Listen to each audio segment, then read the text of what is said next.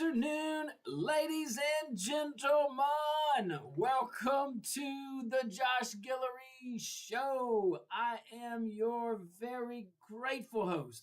And in studio with me, Parkity Dark Parker. What's up, Park? What up? Poor Park, get off a microphone. Thank you so Thanks for yelling loud enough where it picked up on here. That's good. That's good. Man, we have such a great show for you. We're broadcasting from Lafayette, Louisiana, here in the KPL studios. Also, live on rumble.com. Go check us out. Get on that chat, guys. We don't got the phone lines open today, but we certainly have a great conversation with you. And I'm so happy that you took the time to be with us today. Let's dive right in. Let's go to our friends over there in Paris. Man, I wish your mic was hot, Park, because we could be talking about this. I'd ask you about all your thoughts on Paris and what's going on over there. We had the Olympics in Paris a few years ago, and it was absolutely it was wild. It was the opening ceremonies were quite the attraction. I think the closing ceremonies got a little bit of attraction too. I didn't like that whole mocking of the Last Supper. They can say whatever they want. Anybody with eyes and a mind that knows any history knows what that was. And if you didn't, you had enough people around to say, "Hey, by the way, this kind of looks like the Last Supper." You know, it's even if you don't agree with it, and the whole horses riding. I'm just saying, a little too far. But regardless, Paris has been hot lately. They don't like it. They're mad about it. They're blaming us. It's our fault. It's our fault. It's our fault that it's too hot in Paris. Anywho, so Paris hit 104 degrees. People lost their mind. But it was a big deal, people died over there. Tourist attractions shut down, which is big for the Paris economy. Not talking about France as a whole, although it was hot there too, as a whole. Public gatherings were restricted. Emergency crews were deployed across the country. Man, I'm glad. I wonder if you got 104. I mean, it gets up there for us now. I mean, we just don't shut everything down. But regardless, we're kind of used to it. But 104 degrees, it got really, really hot. And the deputy mayor of Paris, Audrey Pulvar, Miss Pulvar had a response. And she had some solutions for this. And, apparently the reason why Paris got so hot was America. Can't make this up. So Paris is going through all this, and we're going to blame America for it being hot. Not China, not Russia, not any of these countries that are producing more greenhouse gases or whatever else they want to control us on. It's not their fault. It's our fault. Your grandmother turns the thermostat down to 72 because it's July in Louisiana, and somehow grandma is contributing to the heat wave in Paris. I mean, this is rich. This is priceless. But that's the argument. It's an argument. It's silly and absurd, but it's an argument. Now, here's what the deputy mayor doesn't want to tell us, in my humble opinion. France has spent a very long time, at least years, close to a decade, if not more, telling people that air conditioning was environmentally irresponsible. Their building codes favored passive cooling over mechanical cooling. Why don't they just take us back to the caveman days? Politicians, activists, much of the cultural elite treated air conditioning like some kind of American indulgence instead of one of the greatest public health inventions of the last 100 years. It is amazing, the technology that we have gotten over the last 150 years, but we take it for granted, air conditioning. But this is absolutely a public health issue, just like heat in the winter in cold places. So yeah, it's all America's fault. It's a big old indulgent. indulgence. The folks in France, they're at least the leaders, they don't like America doing all that to them. It's our fault. But see, then reality shows up. And reality doesn't vote. Reality doesn't care about your ideology. When it's 104 degrees outside, people don't need another lecture about their carbon footprint. They need cold air. I mean, reality doesn't read government press releases. But notice something else here. Notice this is so key. France generates roughly 70% of its electricity from nuclear power. Now, nuclear power, if there is one developed country that can run more air conditioning with relatively low carbon emissions, it actually is France. Nuclear energy is one of the cleanest energies, according to all the folks that follow this, both on the utility side, energy producing side, and on the left in the global warming. I guess we don't call that anymore. That was too played out. That was right after Al Gore invented the internet. Saw him on a documentary though. I think I mentioned that. Anyway, so yeah. So aren't they talking about expanding cooling in France? Again, 70% of its energy, its electricity, is generated by clean nuclear energy. So why don't they talk about helping their constituents even more? Why are they pushing this massive government overhaul and initiatives and control? It really is interesting because maybe, you see, it's about pride right now. Because maybe if the French government, maybe if they were to do that and expand their cooling operations with their clean energy, they'd have to admit they were wrong. And that's a pride thing. And that's not big. That's not a big, there's not a big push for that on the left. But we'll talk about that when we get back from the break, man. I can't imagine living in 104-degree heat, no air conditioner, number one. Number two, you going to blame America? What about the countries closer to you? Russia, China, jeez. Anyway, guys, stick around. We'll be right back.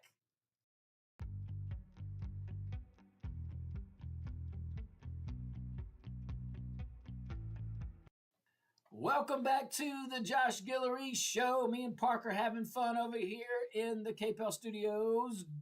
Join us at rumble.com. And a shout out to our KLFY Plus viewing audience. Also, big shout out to my friends over there, Dr. Kevin's Wellness Clinic. Dr. Kevin here in Lafayette, Louisiana.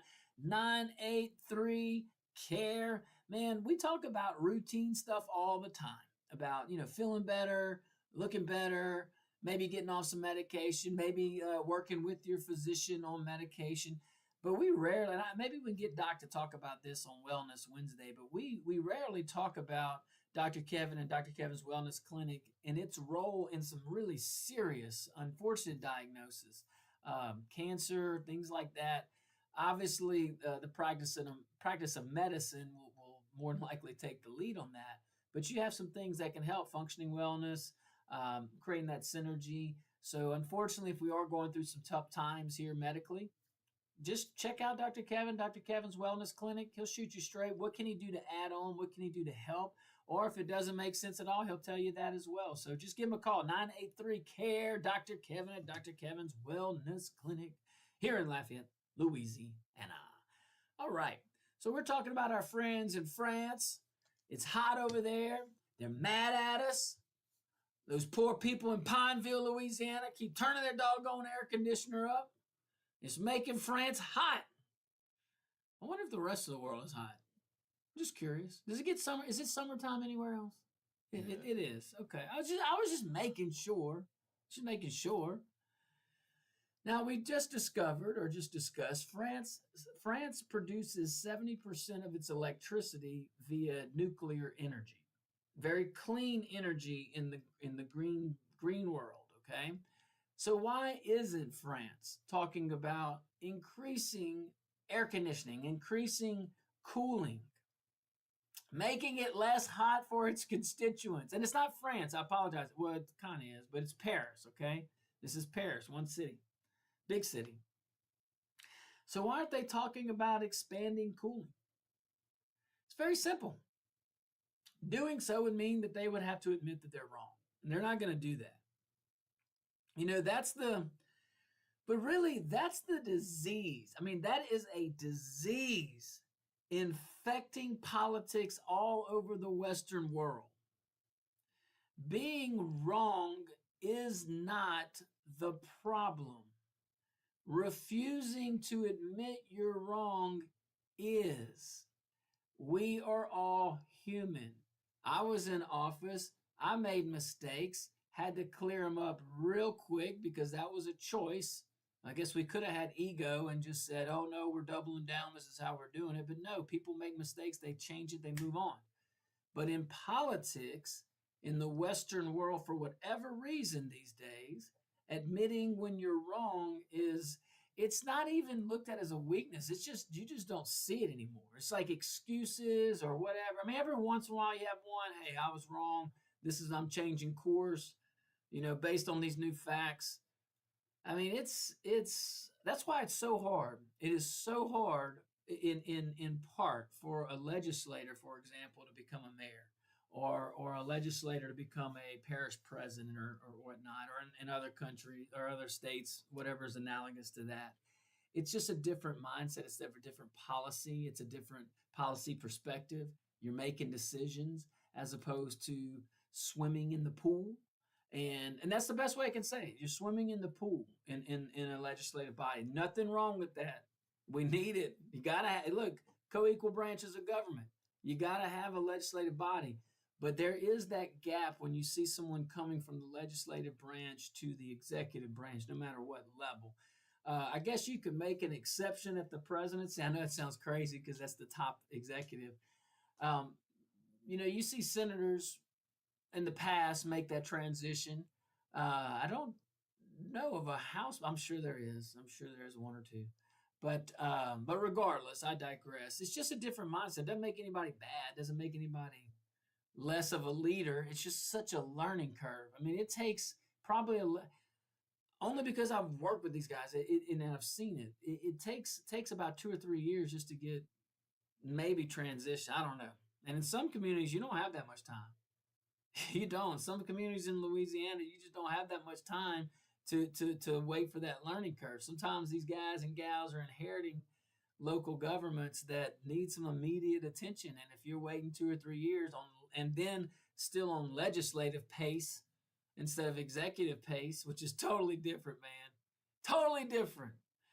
It's just something. But anyway, let's go back to our friends in Paris talking about raising your air conditioning here in America, running all of our greenhouse gases, driving your pickup truck, you big meanie.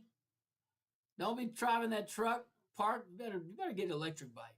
You better go get your electric bike right now. But here's the thing in Paris. Instead of saying, maybe our assumptions about air conditioning need to change. No. They sit back and point their arrogant finger across the Atlantic and blame Americans. Why don't you look towards your east, to the east instead of the west? How's China doing, Paris? How's China doing with your greenhouse gases? They could care less, and they're laughing at you for being so hot in 104 degrees. China is laughing at you right now, France. I'm laughing at you. I'm not laughing at the deaths. I'm just thinking it's horrible policy. This is so wild to think about. But it can happen here.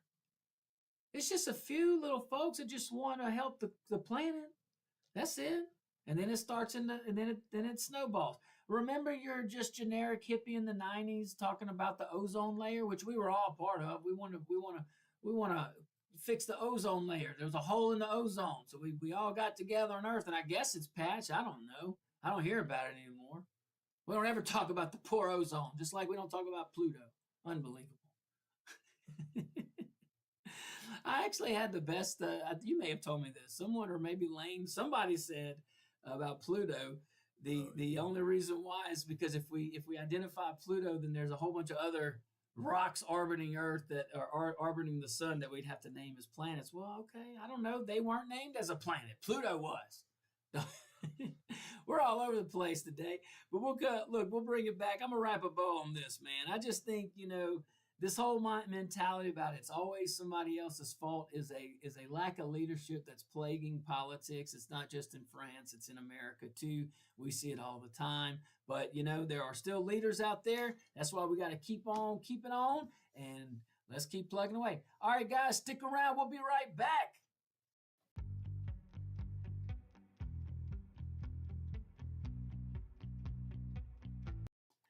Welcome back to the Josh Guillory Show. We are broadcasting here at the KPEL Studios in Lafayette, Louisiana. Guys, phone lines are down today, but we certainly appreciate you tuning in with us. Shout out to my friends over there at Giles Subaru. Giles Subaru, man, I'm telling you, right off of Johnson Street, right by Ambassador Caffrey, you can't go wrong with the Subaru, and you dang sure can't go wrong with Giles Subaru, man. It's a Giles Automotive location.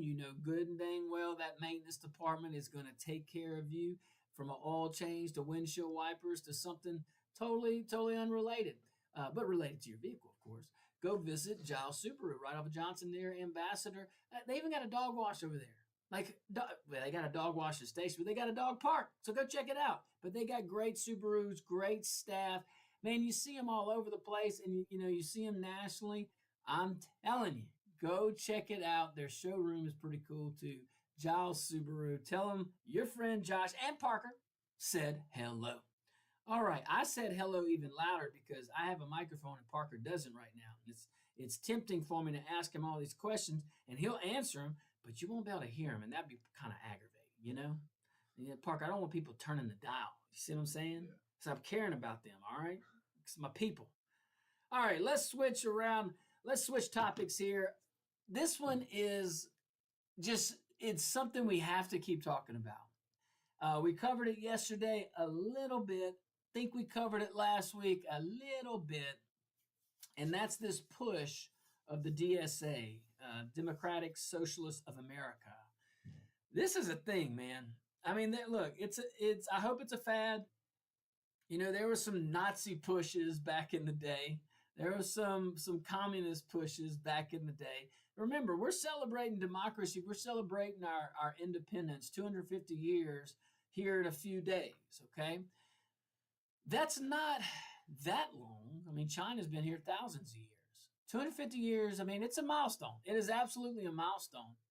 If you look back just to World War II, actually, if you look back just to the Great Depression, and you look at Franklin Delano Roosevelt and at that particular time, okay?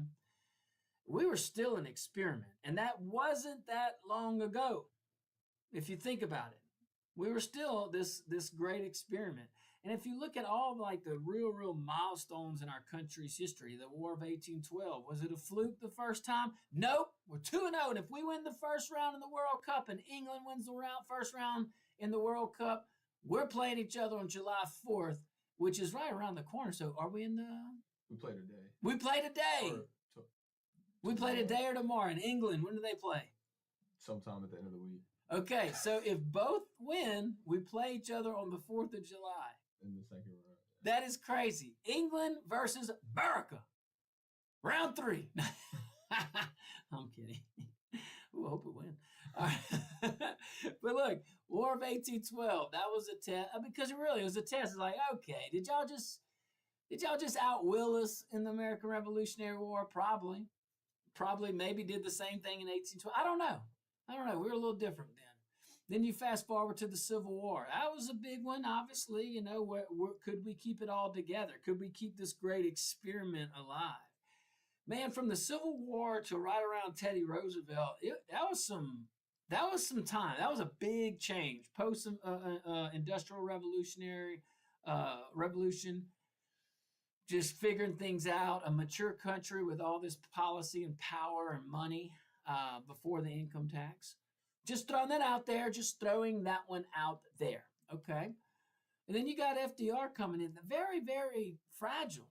I mean, look about back then. You had communism. You had this Nazism.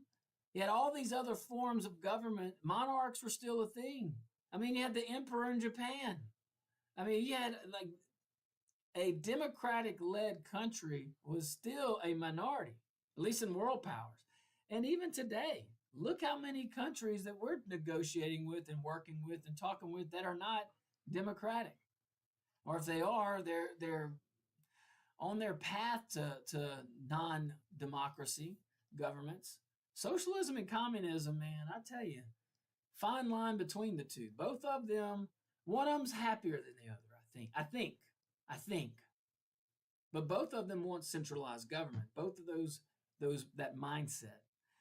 So let's go into this DSA, Democratic Socialists of America. But really, let's look at it from a different lens. Let's look at it and talk about Hakeem Jeffries, the minority leader in the House, biting for the speaker position if the Democrats win the House. It could happen. It could happen. But Hakeem Jeffries himself has a problem. And it's not Donald Trump. It ain't even the House Republicans. It's not the economy. His problem is that the socialist wing of his own party keeps winning elections. And we'll talk about this in a little bit, but for years now, Democrats on the national level, well, really across the country, could dismiss democratic socialism as just a handful of loud voices in very safe districts. That's where that has been residing, that mindset, okay? They generated headlines, sure, your AOCs, things like that. They generated social media clicks and movements, but they didn't define the party. Well, that era is over. In New York, we covered this. Remember, 3 of them. Candidates backed by the Democratic Socialists of America.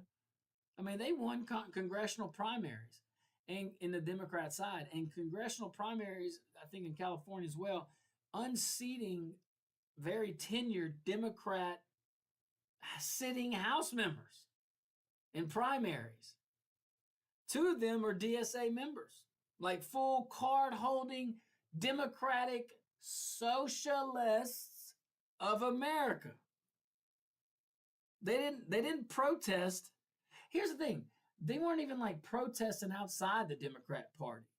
They won inside it. They ran as a Democrat and openly support, openly involve card-carrying members of the DSA. That changes everything, and that changes everything for Hakeem Jeffries. You see, politics, which I can't stand, I love policy and I love people, but politics, it's not about who yells the loudest, or really, it's not about a lot of things. I know it sounds elementary what I'm about to say, but it's about who wins primaries. It really is. Primaries determine nominees. Nominees become members of Congress. Members of Congress choose party leadership, write legislation, and decide what the party stands for. So you can see why this is very important. When we get back, we'll talk about that angle from Hakeem Jeffries and what that means, because it's a thing. We'll be right back.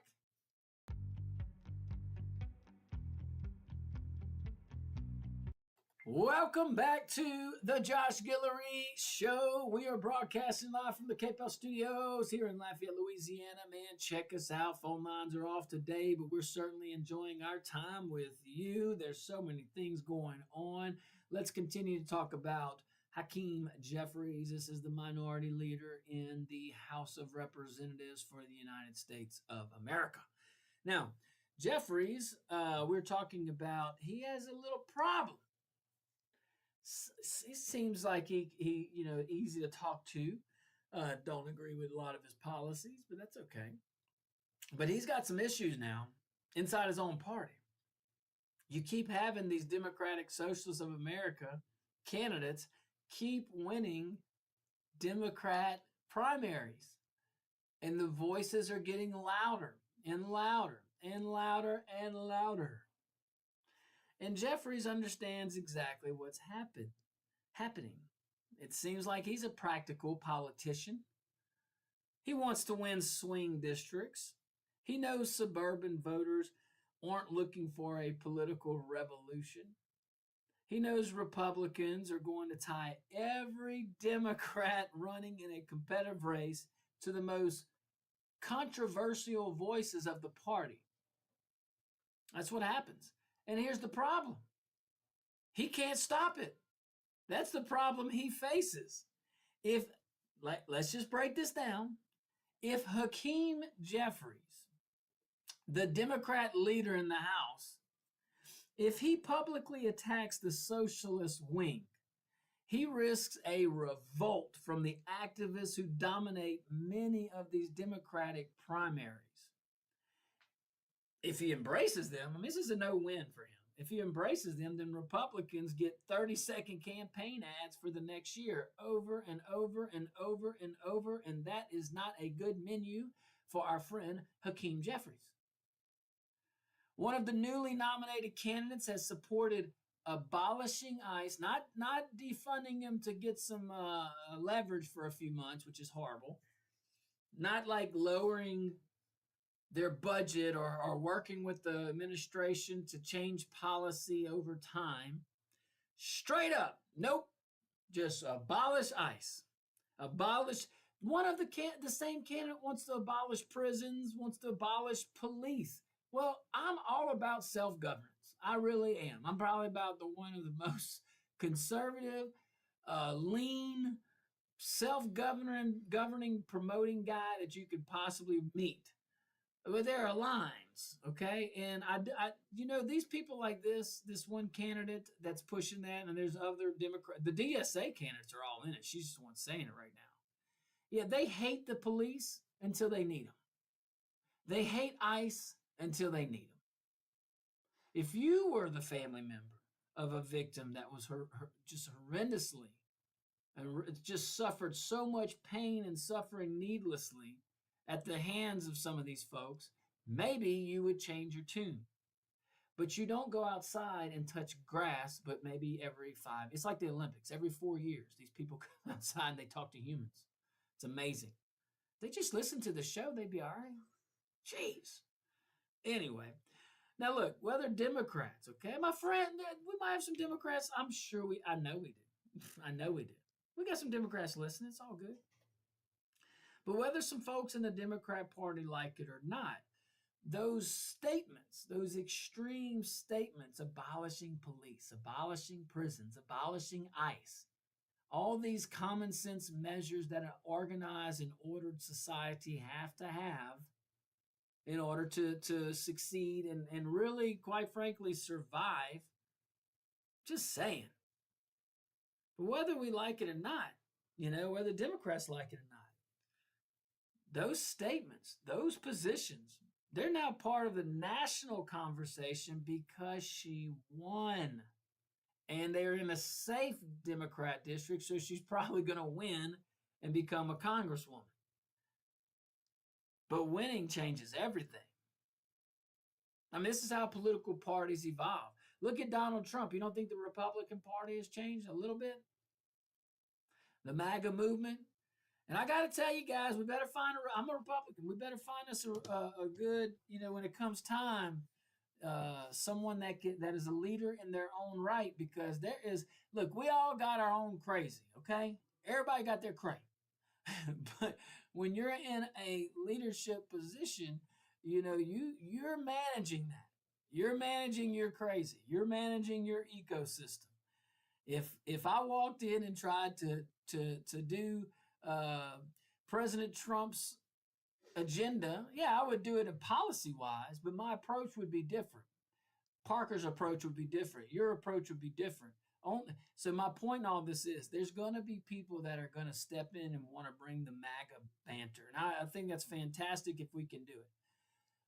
But there's only one man that has done that in the Republican Party in our country, and that's Donald J. Trump, and he's been dominating for more than 10 years. That's going to leave a big gap. We're not even there. I'll get back on topic, but that is something we got to think about when we start thinking of the next president. Because you got J.D. Vance, you got Rubio, you got other people. Usually the person we're talking about right now is not the nominee. So it's a little early. I don't want to talk about those guys too much because I like them both and I don't want to jinx them.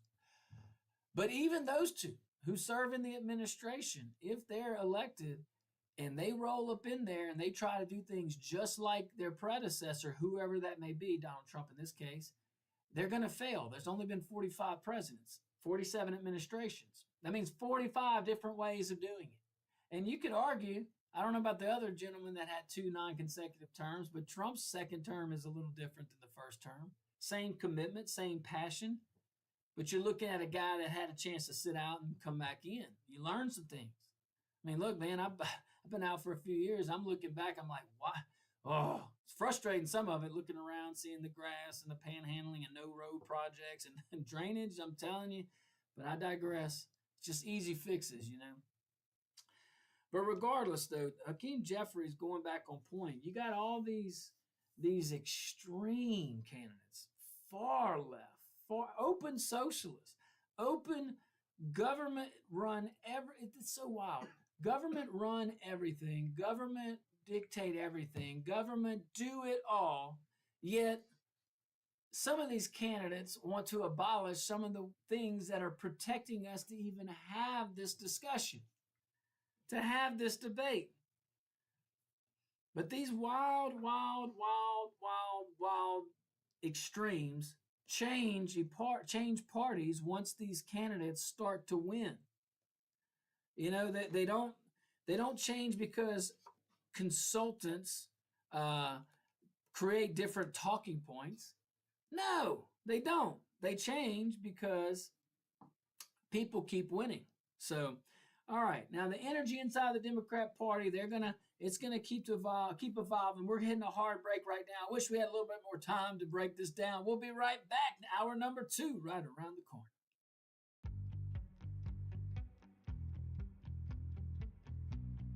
Welcome back to the Josh Guillory Show, hour number 2. I remain your grateful host, and Parker still in the studio with me. He's unmiked, but he's over there. He might be waving, you don't even know. No camera on him, no microphone, but he's still here having some fun with me and you. And we are so happy that you are with us. Man, go visit my friends over there at Préjean's. Remember, you got 2 locations. You got the classic location, Préjean's, here in Karen Crow, right between Karen Crow and Lafayette off of I-49. And then right off of Morgan Street, right off the highway in Broussard, the new location, although it's been there years now. But very great establishment. In Broussard, a good landmark. If you ever want to do like the Dukes of Hazzard and you want to like go airborne a little bit, there's a train track and a crossing that serves as a ramp. I would not know this by experience. I'm kidding.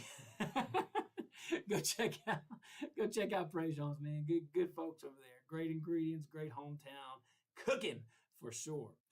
I always liked that Rush Limbaugh commercial back in the day. He went to Préjean's and apparently one time, and it was a good experience. So, but anywho, hey, also guys, great trend. If you are a business owner out there, you got a lobby, go ahead and join the growing trend. Put on the Josh Guillory Show on rumble.com or any of our streaming devices, X at Josh Guillory USA, any of our social media programs, and you can have some free entertainment there in your lobby. So we certainly appreciate that. And for the businesses that do that, walked into one the other day and they had it on the pre-record or whatnot, and I thought that was pretty cool, man. So anywho, let's keep talking about this socialist wing in the Democrat Party, different angles. So we talked about last couple segments, Hakeem Jeffries, the minority leader in the House of Representatives, Democrat, and he is going to have his hands full if not after this election, in the minority, hopefully, or even in the majority, to retain the minority leader position or become Speaker of the House, he'll have some issues. He's going to have to, it's not him, he's just going to have to fight his own party, this growing socialist wing in the Democrat Party, literally socialist wing, openly identifying as that. But we talked about the socialist wing gaining power inside the Democrat Party. And I think it's important now to kind of explain, or at least talk about it, at least break it down about, well, what does this all mean? Who cares? We're a bunch of Republicans. No, there's plenty of folks listening. So Democrat, look, here's the deal. Let's go to Colorado, because remember yesterday we talked about the DSA, Democratic Socialists of America, saying tonight we won the East Coast. Tomorrow it's the Midwest, because remember they had some success on the West Coast. They had a lot of success on the East Coast the other day. And now they're going mainstream, and Colorado is going to be their battleground. A Democratic Socialist candidate in Colorado, just to put in perspective, was asked whether the September 11th attacks were an inevitable consequence of American foreign policy. Yeah, it was our fault that 19 illegal immigrants flew planes into the World Trade Center, a field in Pennsylvania, and the Pentagon, and killed more than 3,000 Americans, murdered them in cold blood like a bunch of cowards. That's our fault? So let me get this straight. Paris's hot weather is our fault, and now 9/11 is our own fault, according to the Democratic Socialists of America. She said yes. That was her answer. Yes. She also described the October 7th Hamas attack against Israel as an inevitable consequence of Israeli policies. So to the DSA, and this is all in the Democrat Party now, and it's taken over, I'm telling you. I don't know how they stop it. But according to the DSA, Israel is the reason why Hamas attacked them. America is the reason why 9/11 happened, according to this person that is lacking reality. I mean, how do these people get taken seriously?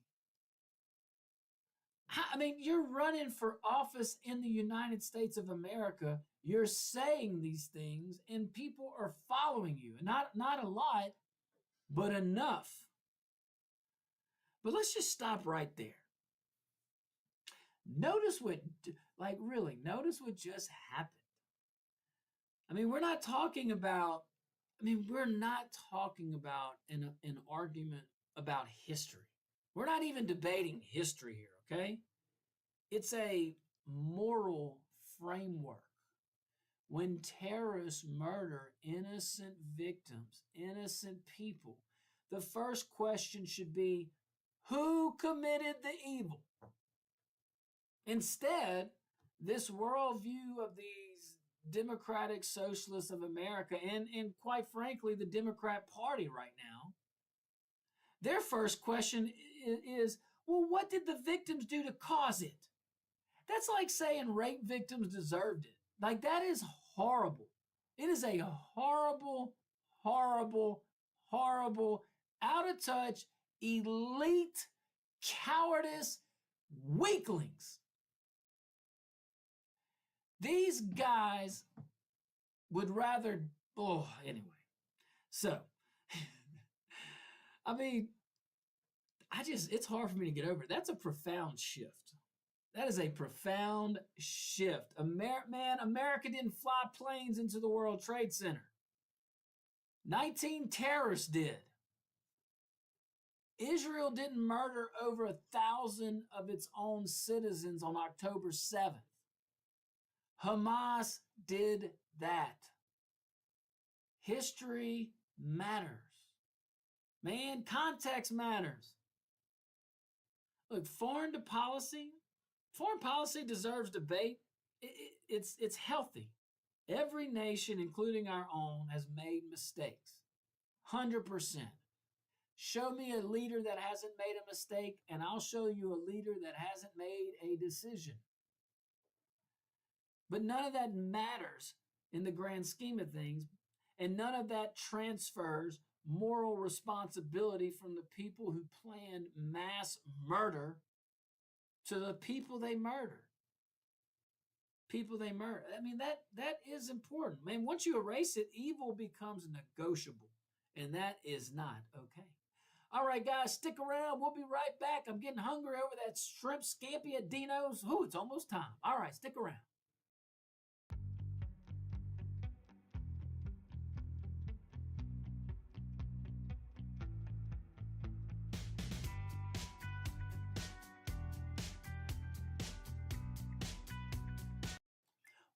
Welcome back to the Josh Guillory Show. We're here in Lafayette, Louisiana. Go check us out at rumble.com and shout out to our KLFY Plus viewing audience. We certainly appreciate everybody out there.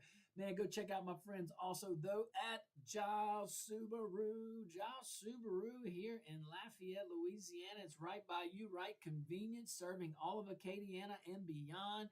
Easy location to get to. Ambassador and Johnson Street. Off of 167. It's on the Abbeville side, but it's just a couple blocks. And very easy to find. Wonderful showroom, wonderful sales team that's not pushy. I like them because, and I've gone through the experience. I like them because they just give you options and they put you in a position to make a decision. Not shove a decision. They put you in a position to make a decision. And I love that. So go check them out at Giles Subaru. Great maintenance over there. Great personalities. Great selection, and they got a dog park. I think that's so cool. Go check them out. Giles Subaru here in Lafayette, Louisiana. Man, we're talking about these DSA members over here. I know you don't have a microphone. They haven't recruited you yet, right? You good? No. Okay, Parker's good, guys. He's not a DSA. All right, good. Just checking, man. You know, they look persuasive. You know, they give you free everything. They hook you up on. That's what crack dealers do. You know, they give you enough crack to get you hooked. Not enough to, you know, they don't want you better. They just want you hooked. But this mentality of DSA, there's one candidate in Colorado that basically said 9/11 was our fault, October 7th was Israel's fault. Basically that. We're the ones that asked for it. That mentality, though, every atrocity becomes somebody else's fault. You ever notice that? Every terrorist becomes the product of circumstances, y'all. Jeez. Every act of barbarism gets wrapped in enough political theory to make it sound almost understandable. Almost. No. No. You can explain history without excusing evil.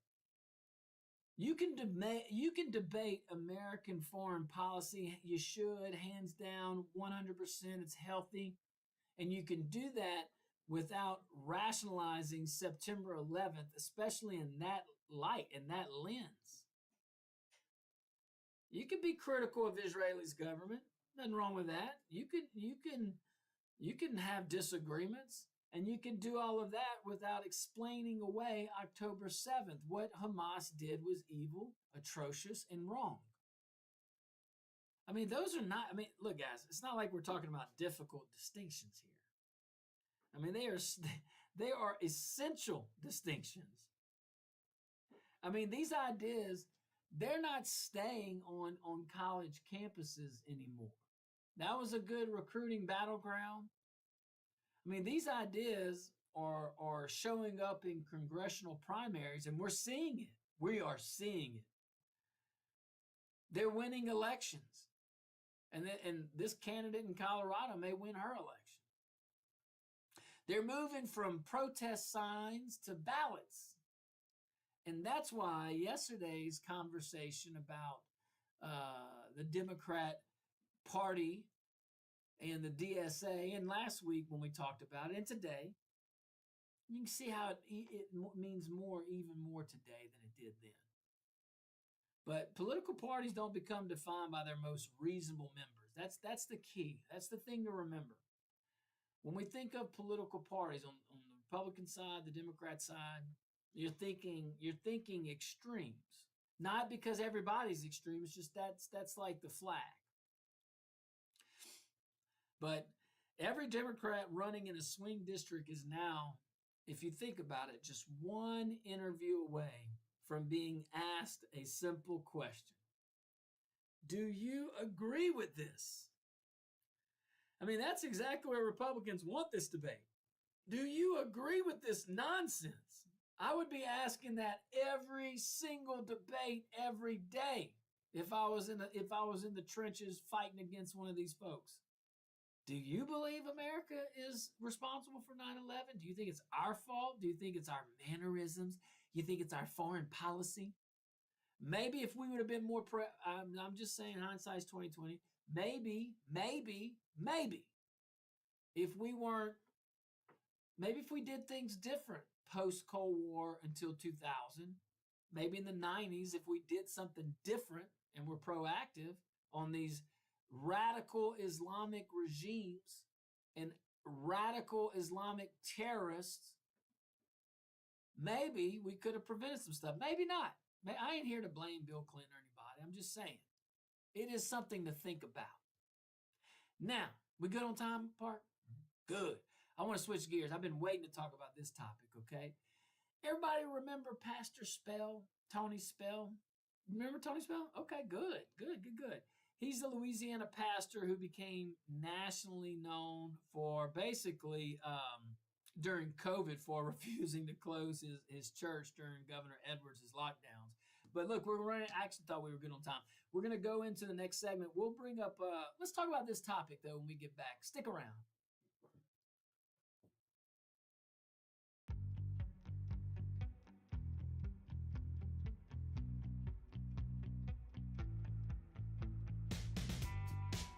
To the Josh Guillory Show. We are broadcasting from the Cape Bell Studios here in Lafayette, Louisiana. Join us on rumble.com. Look up the Josh Guillory Show. Let me see those chats. All right, guys, phone lines are not open today. We'll be back with the phones tomorrow, and I can't wait. By the way, shout out to all of our callers, man. You guys did a great job yesterday. I had all these things to talk about.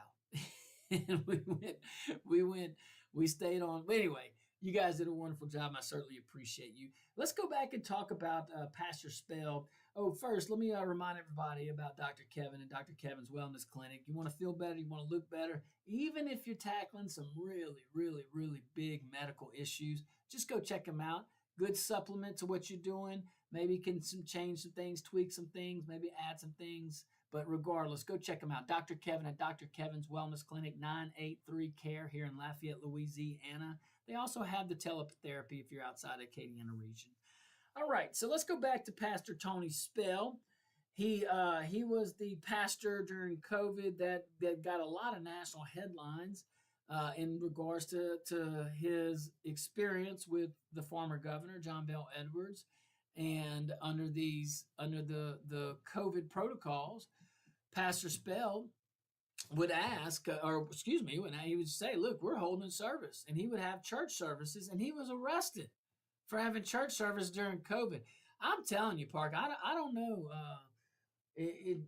I'm surprised people didn't come and kick my door down and drag me off in handcuffs with this stuff. I mean, look, I had pastors calling me during COVID. I said, pray. Pray. I ain't shutting you down. You know, if the governor wants to shut you down, that's his prerogative.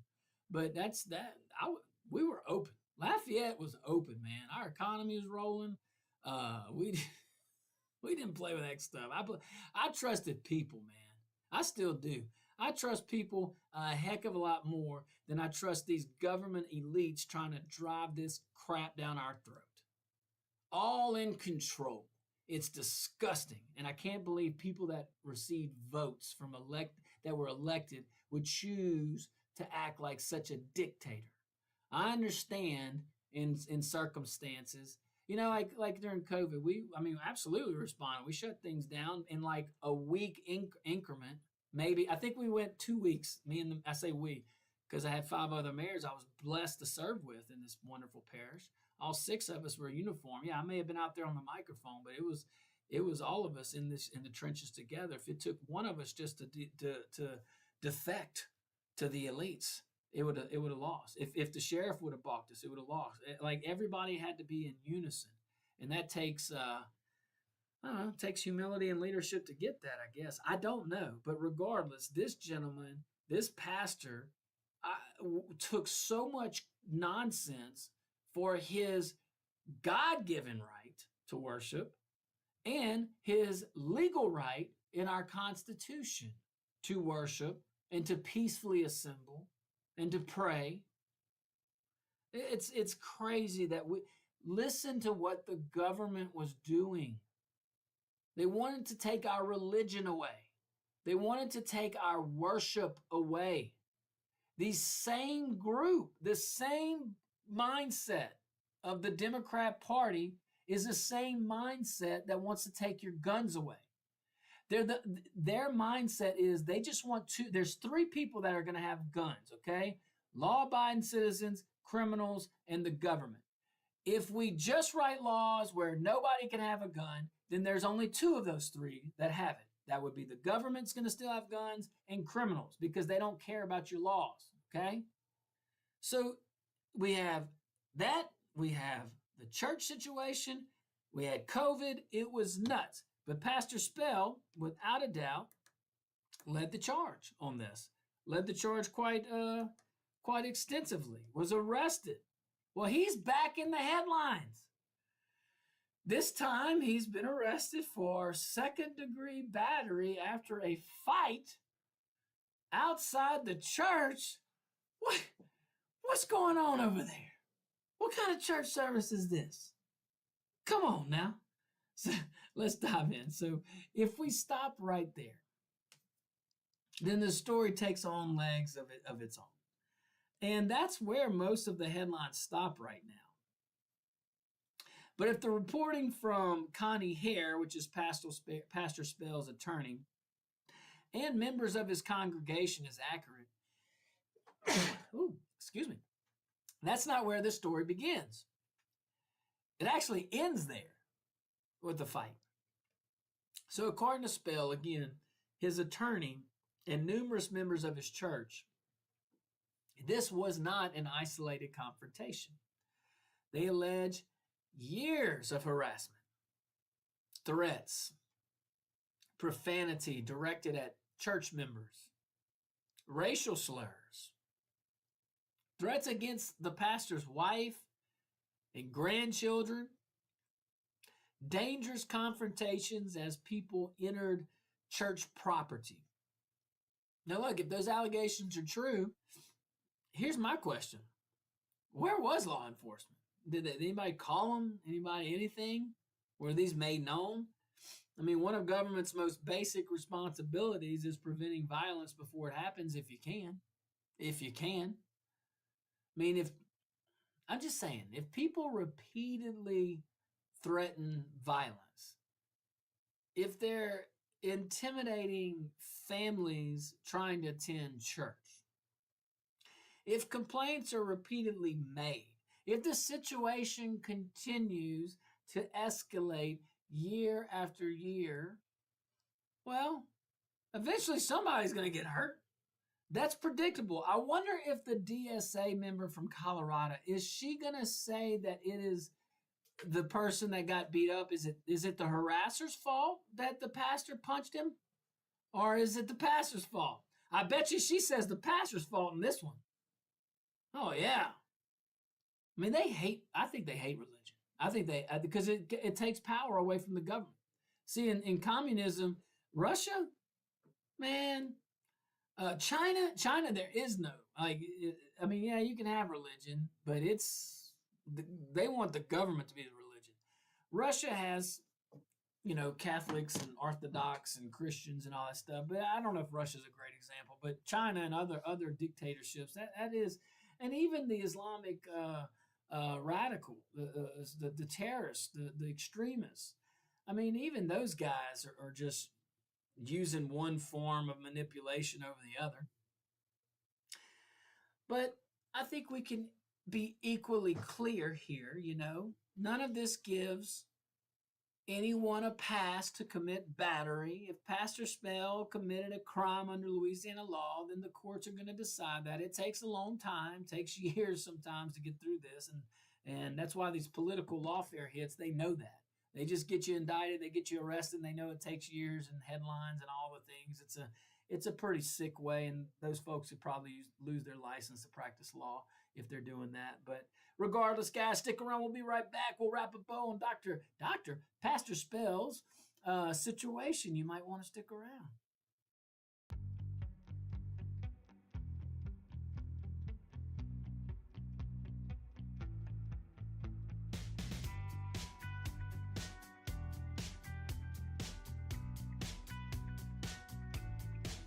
To the Josh Guillory Show, guys. It's Wound Care Month. Go check out my friends over there at Audubon Home Health. Man, I'm telling you, all those folks over there. Listen, if you're recovering, okay, and you don't want to be in this long-term healthcare facility, or you can recover from home. You don't have to wait in the hospital. That's an option. We didn't have all these options 30 years ago, 40 years ago, probably even 20 years ago. I mean, this is fantastic. So go check out my friends at Audubon Home Health. If you're recovering from a wound, if you're recovering from an illness, and you're able to do that at home instead of a hospital, that's fantastic. Go check them out, Audubon Home Health. Tell them your friends over here at the Josh Guillory Show said hello. All right. Now, we're talking about Pastor Spell. This is the pastor that during COVID wasn't shutting down his church. Good for him. And he was arrested. It was nationally known. And I think he was right. Now, it was heated. It had become political a little bit, but I felt like the pastor was pretty consistent in his message. It wasn't about politics. It's about worship. About worship. Now, again, if he did something that crossed the line in this situation, the courts will filter that out. It takes a while. We don't get answers in the court the next day. It takes years sometimes. And that's why all that lawfare with Trump, they knew what they were doing. They knew what they were doing. They wrote the roadmap for these rhinos, Republicans in name only, and these Democrat leaders across our country to abuse the legal system, to abuse lawfare, to take power and abuse it. In this case, in an emergency, a health emergency. And it was a health emergency. Didn't mean we should have gone to the lengths we went to. Not all of us did. But Governor Edwards at the time shut down pretty much everything. I mean, he issued an order.